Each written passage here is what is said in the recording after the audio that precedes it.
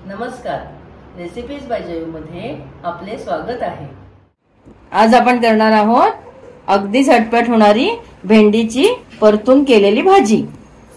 त्यासाठी मी इथे पाव किलो ते 300 ग्रॅम भेंडी घेतलीये, स्वच्छ धुवून आणि कोरडी अगदी करून घेतलीत, म्हणजे व्यवस्थित पुसून घेतलीत। अशी चिरून घेतलीत, अगदी पातळ पातळ बारीक चिरू नये। इथे कढईत मी 2 टेबलस्पून तेल घेतले, त्यात अर्धा टीस्पून मोहरी घालतीये, थोडासा हिंग घेतलाय, पाव टीस्पून पेक्षाही कमी आहे, पाव टीस्पून हळद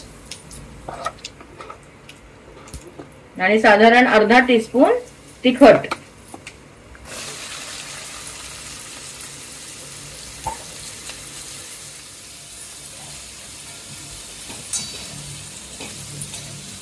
तेल व्यवस्थित तापलं होतं म्हणून गॅस मंद ठेवलाय। आता आपण ती ढवळून झाली। आता मी यात मीठ घालते, आपल्या अंदाजानुसार मीठ घालावं। इथे मी अर्धा टीस्पून मीठ घालते। तिखटही तुम्हाला आवडत असेल तर जास्त घातलं तरी चालेल। मीठ घालून ढवळले आणि भाजी खालचा गॅस मंदच आहे। आता आपण यावर झाकण ठेवूया। हे झाकण ठेवल्यावर दर 1-2 मिनिटांनी आपल्याला झाकण काढून भाजी परतायची शिजेपर्यंत। आपण भेंडीच्या भाजीवर झाकण ठेवल्यापासून, म्हणजे आपण आधी मीठ घातलं भेंडी परतल्यावर आणि मग झाकण ठेवलं, त्याला सुद्धा आता 5 ते 6 मिनिटं झालीत आणि दर 1-2 मिनिटांनी मी ढवळून बघितली भाजी। आता आपण पुन्हा बघूया। हे बघ, ही छान झाली ना, मस्त दिसते एकदम।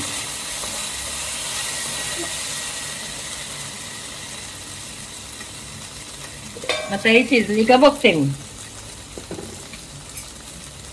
अजून काही सेकंदासाठी झाकण ठेवूया।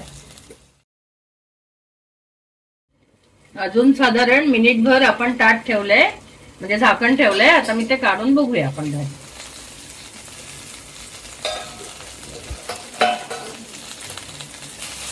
गॅस आपला संपूर्ण वेळ बारीकच आहे। हे बघ, छान झाली आहे ना भाजी, एकदम छान दिसते एकदम। भेंडी स्वच्छ धुवून अगदी मस्त निखळल्यावर कोरडी ठणठणीत पुसून घेतली की त्याला अजिबात तार सुटत नाही। पुष्कळ जणांना वाटतं की झाकण ठेवलं की भेंडीला तार सुटते, पण असं काही नाहीये। जर भेंडी कोरडी असतील तर छान होते भाजी। आणि आणखीन एक टीप म्हणजे काय की जर तुम्ही फ्रीज मध्ये ठेवत असाल भेंडी, तर फ्रीज मधली भेंडी पण त्याचं मॉइश्चर जाईपर्यंत बाहेर ठेवून मग धुवून पुसावी छान। नाही तर भेंडी धुवून पुसली ना आपण की लगेच त्याला थोडं थोडं पाणी सुटत राहतं। तर आता यात तुम्हाला आवडत असेल तर थोडीशी अर्धा टीस्पून धण्याची पावडर घालावी, थोडस आवडत असेल तर पाव टीस्पून आमचूर घालावं आणि थोडीशी साखर घालावी। आता यापैकी मी आमचूर किंवा धणा पावडर घालत नाहीये, फक्त थोडीशी साखर घालते। थोडीशी म्हणजे आपली भेंडी पण कमी आहेत ना, म्हणून अगदी थोडी, बघा पाव टीस्पूनच साखर घालते।